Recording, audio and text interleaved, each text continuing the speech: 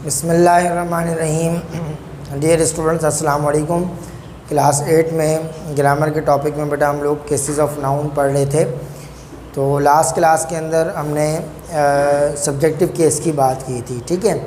तो आज हम जो है वो ऑब्जेक्टिव केस की बात करेंगे, जो केसेस ऑफ नाउन में सेकंड केस यानी केस नंबर 2 जो है वो कहलाएगा, ठीक है। आगे बढ़ने से पहले बेटा कुछ रिपीट कर लेते हैं। मैंने बताया था आप लोगों को कि केसेस के लिहाज से नाउन 4 तरह का होता है। बोलें, केसेस के लिहाज से नाउन 4 तरह का होता है, ठीक है। Number 1 subjective case, number 2 objective case, number 3 vocative case and number 4 possessive case, ठीक है। लास्ट लेक्चर में मैंने ये तमाम नाम जो है वो नोट किए हुए थे बोर्ड पर, आप वो देख सकते हैं। तो सब्जेक्टिव केस क्या है? यानी ऐसा नाउन जो डूअर ऑफ वर्क को जाहिर करे। बोले, ऐसा नाउन जो डूअर ऑफ वर्क को जाहिर करे उसे हम सब्जेक्टिव केस कहते हैं। सब्जेक्टिव केस को शॉर्ट में हम सब्जेक्ट भी कहते हैं, जिसको हम एस से जो है वो सिंबॉलिक फॉर्म में एस से जो है वो हम रिप्रेजेंट करते हैं। तो केस का जो मीनिंग है क्या है? यानी नाउन का अल्फाज दूसरे अल्फाज से ताल्लुक़, एक जुमले में जो अल्फाज मौजूद हैं उनसे जो ताल्लुक़ है, यानी वो केस कहलाता है, ठीक है। तो सब्जेक्टिव क्या हो गया? डूअर ऑफ वर्क यानी काम करने वाला या काम करने वाली।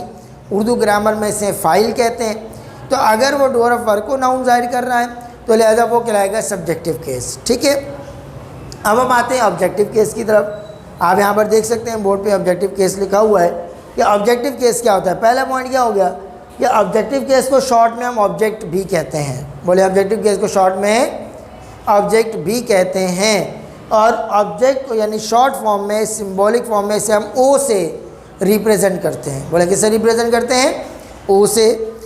अब ये क्या होता है? देखें यहाँ पर, it is used as an object, ठीक है। बोले, it is used as an object. ये ऑब्जेक्ट के तौर पर इस्तेमाल होता है, यानी एक ऐसा नाउन जो ऑब्जेक्ट के तौर पर इस्तेमाल हो उसे हम कहेंगे objective case of a noun. अब ऑब्जेक्ट क्या होता है? मीनिंग आपके लिखा हुआ उर्दू ज़बान के अंदर कि ऑब्जेक्ट का मीनिंग क्या होता है? जिस चीज़ पर कोई काम वाक़े हो। बोले, जिस चीज़ पर कोई काम वाक़े हो। और दूसरा इसका मीनिंग क्या है? जिस पर किसी बात का असर हो। बोले, दूसरा मीनिंग क्या है? जिस पर किसी बात का असर हो। तो लिहाजा उस चीज़ को हम कहेंगे ऑब्जेक्ट। रिपीट कर रहा हूँ, ऑब्जेक्ट किसे कहेंगे? जिस चीज़ पर कोई काम वाक़े हो, यानी वो नाउन जो है वो कोई काम कर रहा हो, जिस चीज़ पर कोई काम कर रहा होगा वो ऑब्जेक्ट होगा, ठीक है। या जिस पर किसी बात का असर होगा। जैसे इस वक्त मैं आपको पढ़ा रहा हूँ तो मेरी बात का असर आप पर हो रहा है, ठीक है, आप ऑब्जेक्ट कहलाएंगे, सही है। इसी तरह अगर मैं किसी चीज़ को इस्तेमाल करके उस पर काम कर रहा हूँ तो वो चीज़ मेरे लिए जो है वो ऑब्जेक्ट होगी। अब जैसे मैंने बोर्ड पर लिखा है, ठीक है, अब बोर्ड पर मैं काम करूँ तो बोर्ड मेरे लिए जो है वो ये ऑब्जेक्ट कहलाएगा, ठीक है। मैं सब्जेक्ट हो जाऊँगा और ये बोर्ड जो है वो ऑब्जेक्ट हो जाएगा। इसी तरह अब आप सामने बैठे हुए हैं तो आपको मैं पढ़ा रहा हूँ, मेरी बात का असर आप पर हो रहा है, ठीक है। तो मैं सब्जेक्ट हो जाऊँगा और जिस पर असर हो रहा है यानी आप पर, वो आप ऑब्जेक्ट इसमें हो जाएंगे। तो ऑब्जेक्ट का मीनिंग ये होता है, ठीक है बेटा। तो जिस चीज़ पर कोई काम वाक़े हो या जिस पर किसी बात का असर हो। अब इसके आप एग्जाम्पल देख लीजिए। पहले एग्जाम्पल लिखिए, Ahmad is reading a book, यानी अहमद किताब पढ़ रहा है। अब यहाँ पर जो काम करने वाला है, जो डूअर ऑफ वर्क है, वो कौन है? अहमद। बोले, जो डूअर ऑफ वर्क है वो कौन है? अहमद। तो अहमद जो है वो नाउन है, ग्रामर के पॉइंट ऑफ व्यू से नाउन कहलाता है। तो लिहाजा ये एक ऐसा नाउन है जो डूअर ऑफ वर्क को जाहिर कर रहा है, इसे हम कहेंगे सब्जेक्ट, जो हम एस से जाहिर करते हैं, ठीक है। अब इसी जुमले के अंदर देखें, रीडिंग पढ़ रहा है, क्या पढ़ रहा है? आप बुक। अब बुक भी नाउन है, यानी बुक किताब, तो ये भी एक नाम है, ठीक है। इस पर जो है वो काम वाक़े हो रहा है पढ़ने का, और काम कर कौन रहा है? अहमद कर रहा है। तो लिहाजा जिस चीज़ पर काम वाक़े हो उसको हम कहेंगे ऑब्जेक्ट। तो आप बुक जो है इसके अंदर ऑब्जेक्ट है। बोले, आप बुक क्या है इसके अंदर? ऑब्जेक्ट। अहमद हो गया डूअर ऑफ वर्क यानी सब्जेक्ट। अहमद काम कर रहा है रीडिंग पढ़ने का। किस पर काम कर रहा है? पढ़ने का। बुक पर कर रहा है, तो लिहाजा बुक जो है वो ऑब्जेक्ट कहलाएगा, ठीक है बेटा। आप देखें example number 2, Nazia writes a letter. Nazia ख़त लिखती है। अब यहाँ पर ख़त लिखने वाली यानी काम करने वाली कौन है? नाजिया। तो नाजिया कहलाएगी डूअर ऑफ वर्क, और ग्रामर के पॉइंट ऑफ व्यू से नाउन है। लिहाजा ये एक ऐसा नाउन है जो डू और वर्ब को ज़ाहिर कर रहा है, ये कहलाएगा सब्जेक्ट। ठीक है, अब नाज़िया काम में राइट्स लिखने का, क्या चीज़ लिख रही है? A letter. तो लेटर जो है एक चीज़ का नाम है जिस पर काम वाक़ हो रहा है लिखने का, तो जिस चीज़ पर काम वाक़ उसको हम ऑब्जेक्ट कहेंगे। तो लिहाजा इसमें जो अ लेटर है ये ऑब्जेक्ट कहलाएगा।